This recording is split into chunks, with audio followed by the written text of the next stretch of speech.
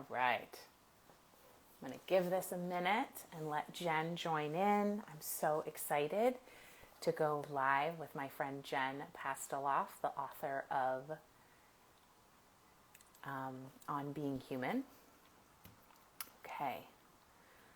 Let's see here. Welcome, welcome. Hello. You're going to love this conversation. If you don't know Jen already, you're going to love her. She is hilarious and wise and very real. Okay, so let's just see.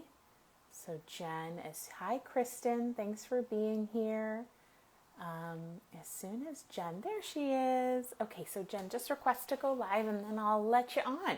I know you know how to do this, obviously. This is not so here she is.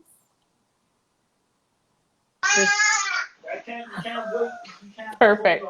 Hi. Hi. I can't How's it see you going? yet. It looks like it's still connecting. Okay. Okay. Yeah, I think we're good now. We are really real. They're like over here. Hi, guys. See what's happening over here? Real life. So good. Hi. So good. Hi. How Thanks are for you? being here. Thanks I'm for good. How asking are me. you? Yeah, I'm like, I haven't even brushed my teeth or put a bra on, so you're getting It's the, perfect. real motherfucking life. Well, your lashes look amazing. Well, So yeah, there's that. They better. You know, I get them done in Beverly Hills. They're my extensions, and I love them. Well, I love you, and I'm I love you grateful you're too. here. Thanks, So for babe. those who don't know Jen, this is Jennifer Pastiloff. She's the author of the incredible book On Being Human. It's a Thank you. memoir that I highly recommend. Thank Wait, you. I just like swatted out my headphones. I got so excited. And she's Oh, a I didn't yoga know what was teacher. happening. I was like, what? I'm just, I'm just gesticulating. And she teaches Gesticulating. workshops and really teaches people, I would say, how to tell the truth. I mean, and that's how I would describe you. I really like that, Kate. That's funny because, I'm a, shh, quiet. I am, honey, I'm talking to Kate. Hey, do less. I am a coach, and I have this client who was like, a couple weeks ago, she's amazing, and she was like, so what's your thing? What's your shtick isn't the word she used, but Yeah, right.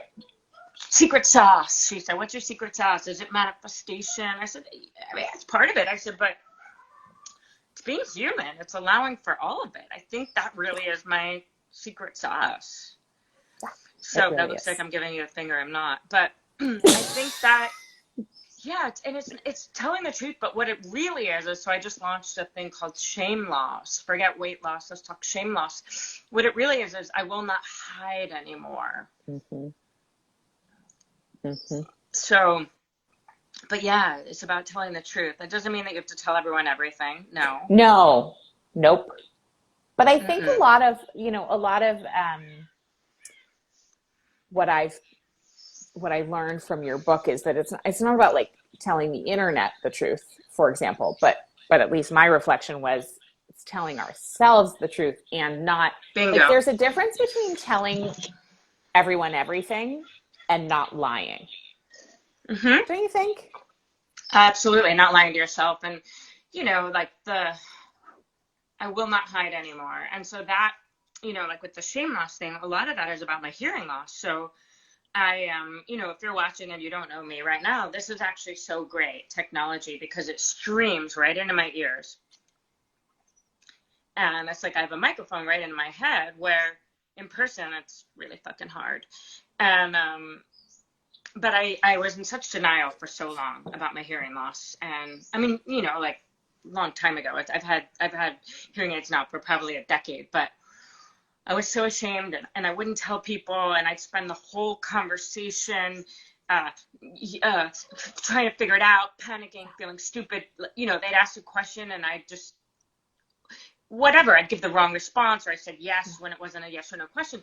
And now, immediately, right away, and this gets exhausting, but I let people know right away, by the way, I'm I'm deaf, I read lips, and I get it. No story, just the facts, what is so. And so I lead with the thing that causes me shame. I'm not going to hide anymore because of, this thing. And it's created so much freedom in my life. That doesn't mean it's taken away the fact that it's sometimes really frustrating, but it's, I won't hide anymore. And lying to ourselves, I think, is the easiest thing to do.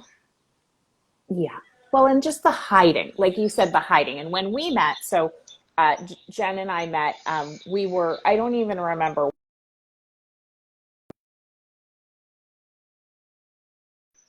Am I? Things Okay. popping up.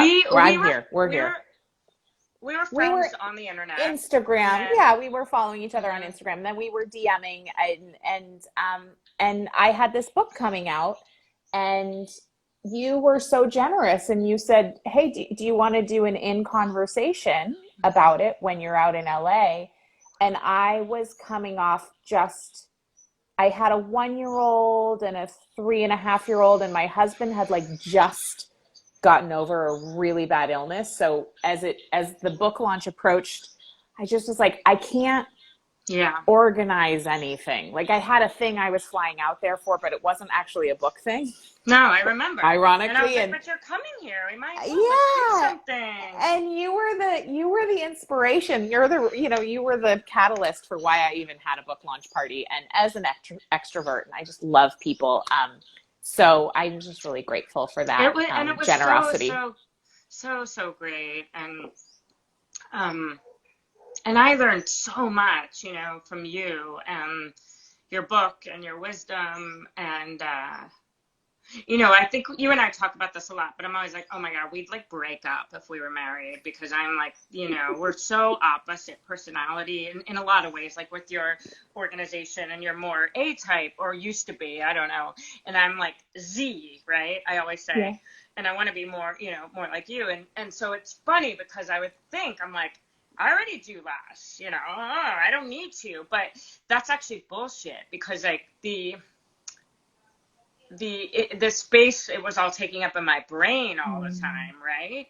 So meaning like all that I had to do. So maybe I didn't have a to-do list, but that feeling all the time of like, I was saying to my group yesterday, or I don't know where the fuck I was saying. I'm always saying something. I was saying somewhere to someone about this feeling. Oh, I know. It was about this idea of like, I'm terrible at, until now, putting things on a schedule, like calendar.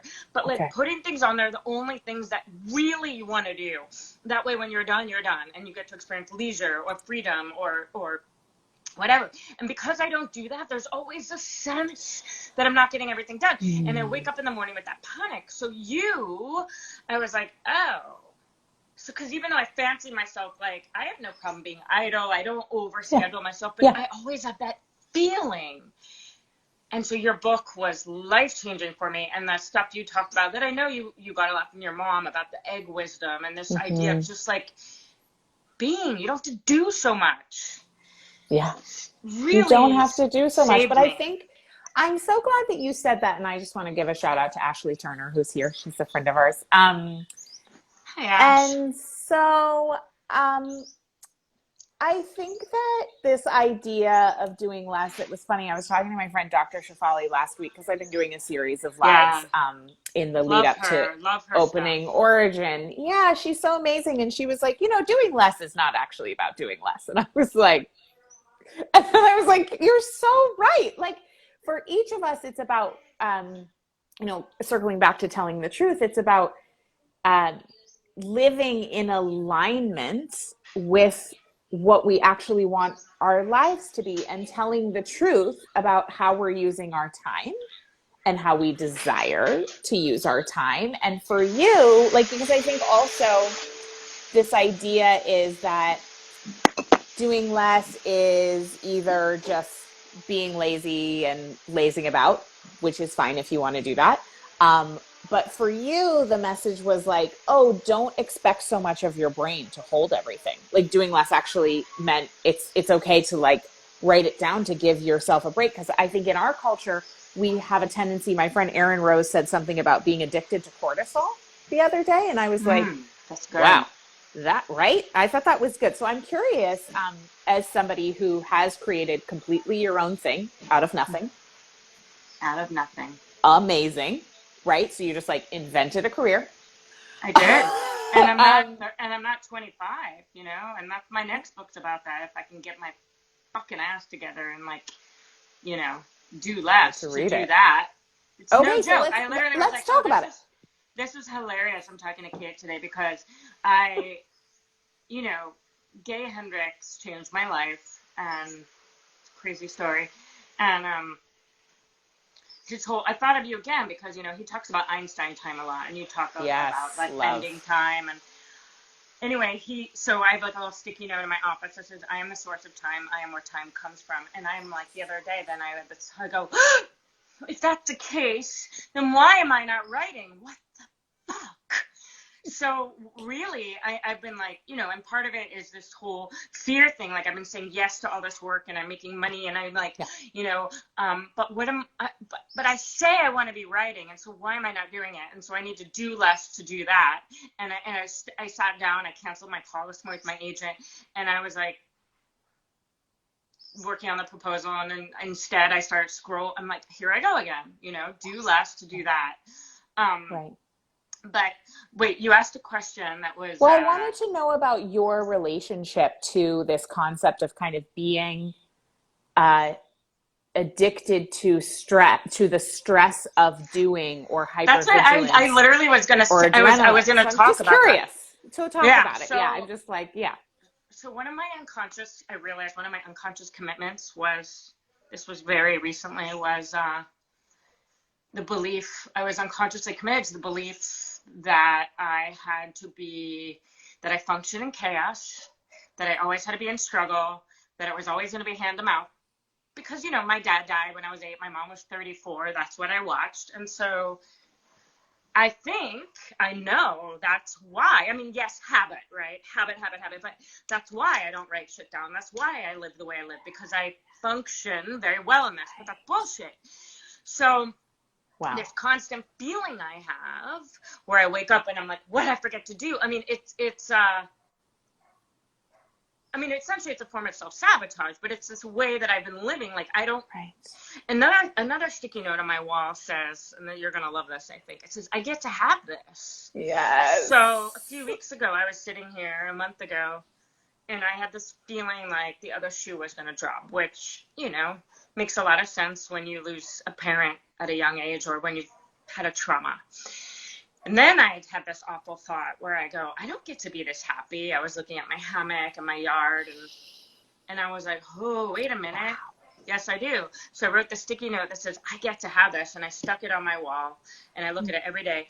And I said, I get to have this. And I had all my clients write it and do it and then say what their this is. So I have to remember, I get to have this. I get to have a system. I get to do less. I get to feel calm. So I don't have to wake up with that. What did I forget to do? You know, right.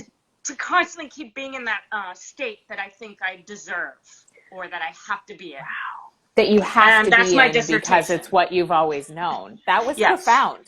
I know that you are not the only one who feels that way, because we have an entire culture that is addicted to chaos and this feeling that unless everything is crazy, that we're not alive. But it's what's really interesting, first of all, is I don't do drama. So I have none of that, like in my retreats or in my life. I don't have any kind of that. But the chaos thing is so unconscious because I wouldn't, it's like, but it's just the idea of, I never, I open the mail, I don't know where it is, I don't write things down, like how do I even remember appointments, all that kind of stuff, right? Totally. That's why it's interesting, your book and you were confronting to me at first, because I see, I'll never be that way. I can't be that way. I don't get to have that. I don't get to have that. So I have to keep looking. I get to have this. At your sticky note. You do get to have that. And I also want to say, because I just want to say, I am not actually the most naturally organized person. Part of the reason why my life works is that I married a Virgo. So I just want to say, you do? September 14th, his birthday. Yes, Mike is September 4th. And then my daughter's September 15th. So I live with two Virgos. She washed her shoes this morning before we Of went course he to did. breakfast. Of course he did. I Of was course like, he did. oh, okay, we're just Which washing daughter? shoes. Penelope, my oldest. You have two daughters. I do, yeah. My baby. Oh, okay, well, okay. yeah. I'm letting you know. I'm like, you have two. But then I had a moment. I'm like, maybe. Last time I Yeah. checked, I do. We have Penelope. She's 5.5. She's a Virgo. So far, And she could change Ruby's, her mind, she could totally. And Ruby is 3, and she's an Aries like me. But what's so interesting about that is that like we have, and I know you'll probably remember this from the book, these seasons of our life and also seasons of work. And I was thinking about this with you and your book because I've read 2 books. Nope, I've read more than 2 books, but I've written 2, and both of them, I did not write them until 6 weeks before they were due. So I did the whole like I'm writing a book by not writing it twice. And I realized, and I'm curious with you, with your creative flow, because I realized like, oh, that's how I write books. Because when it was happening the second time, I was like, oh, this is just my creative process. So maybe I could do less beating myself up. Full body chills. Honor, right? Like I could just honor that cleaning out my sock drawer and like putzing around is actually part of writing the book. I talk about that all the time to my clients, just of course to yourself. It's always like, yeah, but I'm different.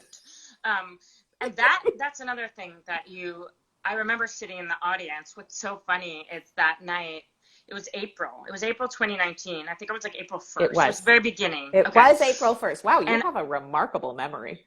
I know. Thank you for saying that, because my bullshit stories, I don't remember anything.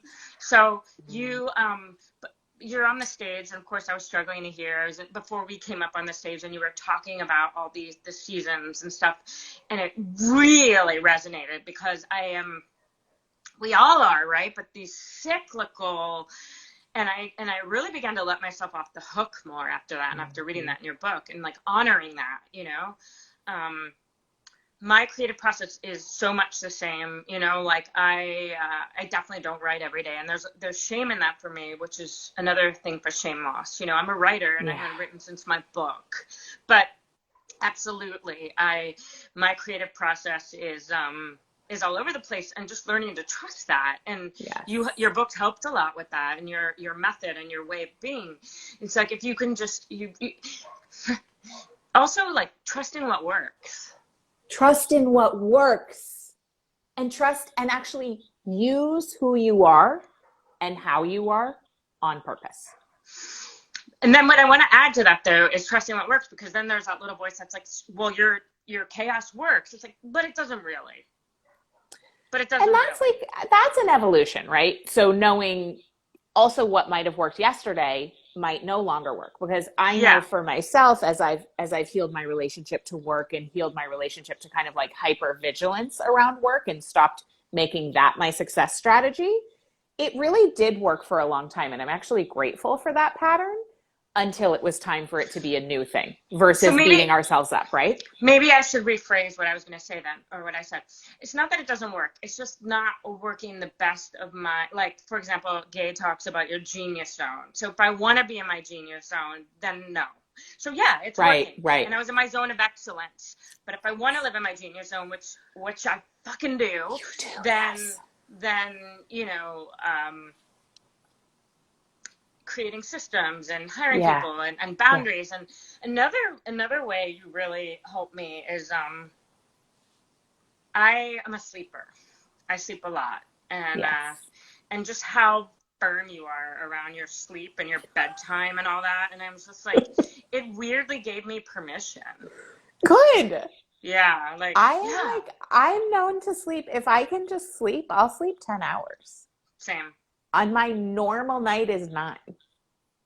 Yeah, I love that. And so many, like, I'm always in awe of people who can I'm fascinated by people who can sleep a few hours or 5 or even 6. I'm like, how do you function? I can't function. I can't function. I feel hungover and foggy. It was so funny. The other day I saw this meme that was like, about rest. And it was like, normalize sleeping 7 hours a night, normalize whatever. I was like, sleeping 7 hours a night, I would be a freaking zombie. Isn't And I that? was I like, mean, it's wow, like yeah, the standard is so far below that 7 hours seems like this a lot. extraordinary amount of Yeah, rest, which by the way, every body is different. So totally. if you don't need 9 hours, that's great. I do. It sounds like you do too, Jen. Yeah, I mean, and it's interesting. The past few nights I've been getting up in the middle of the night, and of course, I had some really terrible news this weekend, and Yeah. I appreciate you asking me if I wanted to reschedule this, and I Yeah. thought, it would be. So those of you, who don't follow me, my friend, a very dear friend, died by suicide, and I thought, no, it'll be really good to be with Kate, especially because it's about being human and like, being real. Yeah. But I was like having, images and nightmare, and when you've lost someone, and there's like a millisecond where you first wake up where you forget and then you remember. Yeah. So. Yeah. Wow. Mornings are the worst. Yeah. After loss. Yeah. Because you forget, right? You forget, and then it's like, yeah, and then it comes. So I'm just know I'm like holding you in my heart, and all the people affected by that loss. It's so intense. And I want to say that, that permission around, like, even for you to be able to show up and share where you are right now in this moment. We have such a culture around pretending things are a certain way, or thinking there's some sort of standard that we're supposed to, hold ourselves to. And I'm curious for you, and I think that's a toxic patriarchal idea of we have to be perfect, for you. What were some of the elements in your journey that allowed you to be so real and be so human in public? It's a really good question. Some of it is just inherent. Like, we are how we are, right? So Yeah. I like some of it, right? Just, Yeah. But I've always been, an empath. I've always been a connector. When I started teaching yoga was how I got out of the restaurant that I worked at for 14 years. It was how I made my escape, right?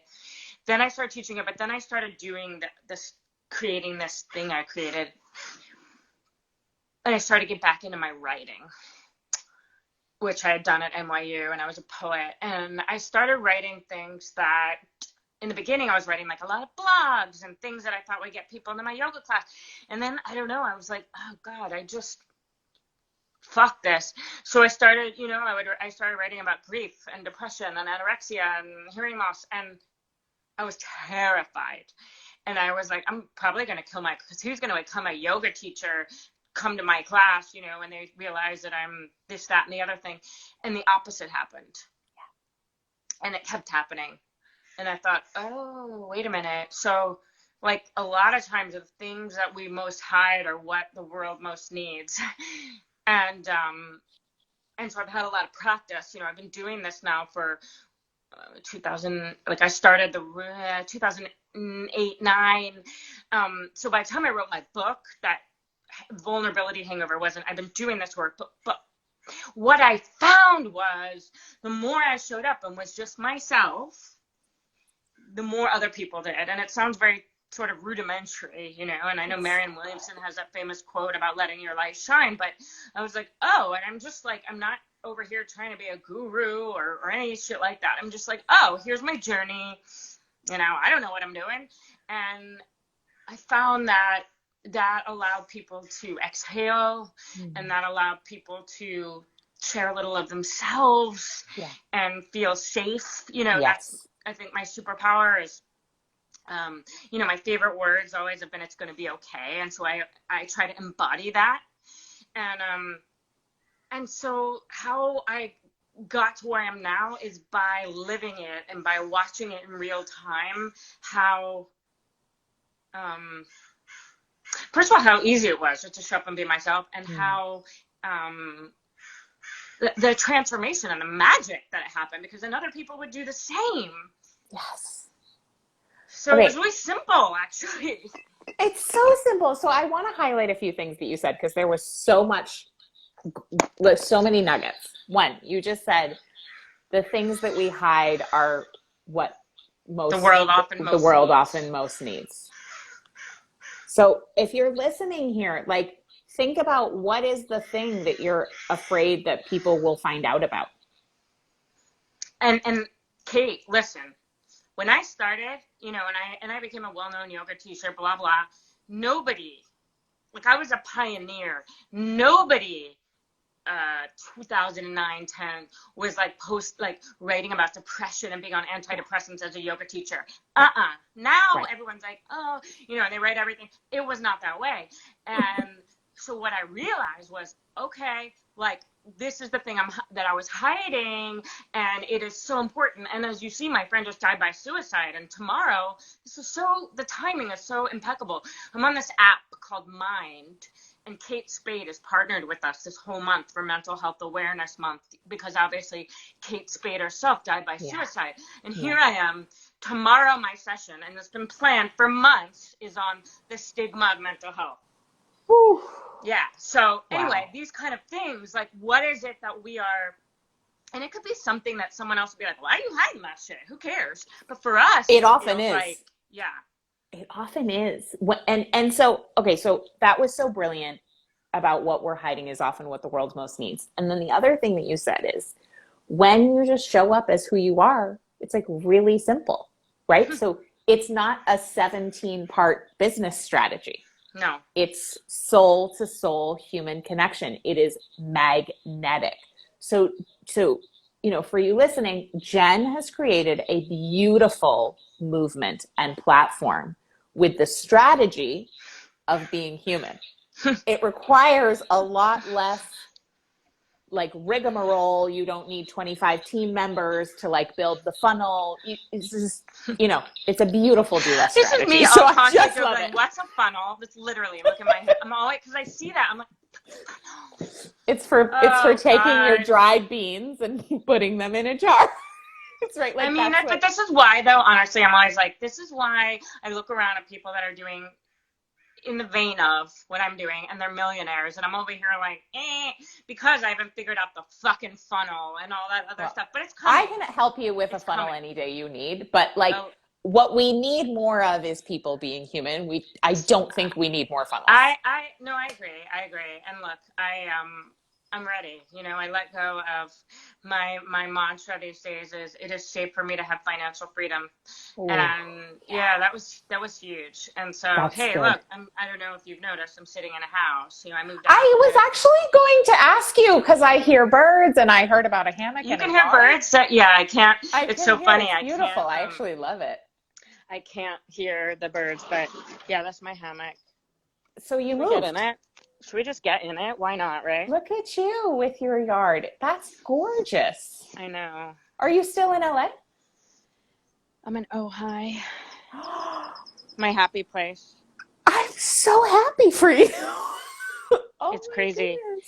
And Gay Hendricks has been integral. And by the way, Katie's coming over in the morning. And Gay's writing the forward to my next book. I mean, life is just too weird and delicious, right? Magic. If I can get the book written, if I can get out of my own way. Friends, you will, because you did last time. You have 100% success rate with writing books. You know what? You're right. You're fucking right. You know what? I'm going to hire you.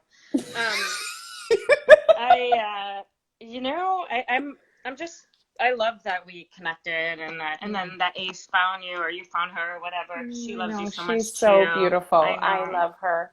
So listen, I think you're extraordinary. I really do. I cannot wait to read your next book, and I am here to remind you. Yes, of course. I'm here to remind you, like, how brilliant you are anytime. It's like a parallel, though, really. I just got God bumps. It's really a parallel to Do Less, because the idea, you know, I'm still massaging it, but the idea is you're right on time. You're not late, you're not behind, especially as women. I mean, I can only speak to being a woman, but it and really it's like you don't have to do so much. There's no should do less. It's really like a companion book, right? You're always on. I just, you know what? That I got chills when you just said about you, like you're always right on time. There is no external timeline. We are our own timeline. Like our bodies are our own timeline. Our lived experience is our own Yes. timeline. But why then? Why is there such a, and again, it's the patriarchy. It's all that, this like idea. I have all these clients literally who are 32 and fucking successful. And they're like, I'm not where I should be by now. I'm like, what? I know. But we What? all have that voice. I have it too. And I'm sure you have it around certain areas because why haven't I written another book yet? Well, not only have I not started, it should be published by now, right? It's like if I'm looking around at what other people do. If you're looking around at what other people do, there's a lot of things that we could be doing differently. But like there's only just our one human and may journey. We remember that. Yeah. May we remember that. And if we veer off and try to do somebody else's, like we won't really do ours. Could be something critical that I don't think we actually can miss out on our own journey, but I'm just saying, like, there's gold here if we stick with it. One of my favorite lines I quote probably every day is from a Mary Oliver poem called When Death Comes, and the last line she says, I don't want to end up simply having visited this world. And no, we can't miss out on our own journey, but we can look and go, wow, or like Wayne Dyer used to say, don't die with your music still inside of you. Yeah. So no, we never miss out. But there are things we don't do, or opportunities we don't take, or love we miss because of fear, or because we're looking, comparing and trying to have some other timeline than our souls or our body's timeline. Have you seen the movie Soul? Yes. Oh my gosh. Yes. I just watched it yesterday. And it feels relevant. Oh my God. I'm reading what people are writing. That movie, holy shit, Kate. Holy shit. Yeah, just stunning. Yeah, just it so does feel stunning. Really, really, really, so yeah, you're right. I'm right on time. I mean, I'm right too. I'm the one that said it. You are right. I'm grateful for you and your work and your model, because I look at you and I'm like, okay, you're really successful. And I mean, I am too. I'm not saying it in that way, but you figured out systems, and that's where I get really stuck, or let me say, I think I get stuck. It's like a growth opportunity. And I look at you and I'm like, I can do it. You can. No, I don't want necessarily the same thing. Like I don't like, but I get to have this. You get to have this. Yeah. And the systems, what's so beautiful is that like the system always existed. We just have to like remember, right? So that's what's so beautiful about the do less way versus any other time and energy management system that was just mostly made up by like a white guy who decided he was going to create a system. Which some of those really work great, just so you know. But the do less way is really about like a remembering of of those, that cadence of life force that already is running through our bodies and through the earth all around us, and it's just so kind of like getting organized. So good. I was actually going to say, because I think some people on here are probably from my feed, and maybe they are. Yeah. So I was going to say, if what is the do less? You just said it kind of, but for anyone, the uninitiated who haven't gotten the book yet. Oh, yeah. So the uninitiated. So the do less method is about aligning our work lives and the rest of our lives with the rhythms that govern life force. So the rhythms of our biology, the rhythms of the cosmos, and the rhythms and cyclical nature of the earth. I love it. Yeah, it's relaxing. I mean, fundamentally, it's relaxing. I started tracking my period when I met you because of that. So really, because I really struggle with hormonal stuff. Like really, I used to feel like I was suicidal, 1 week a month or more.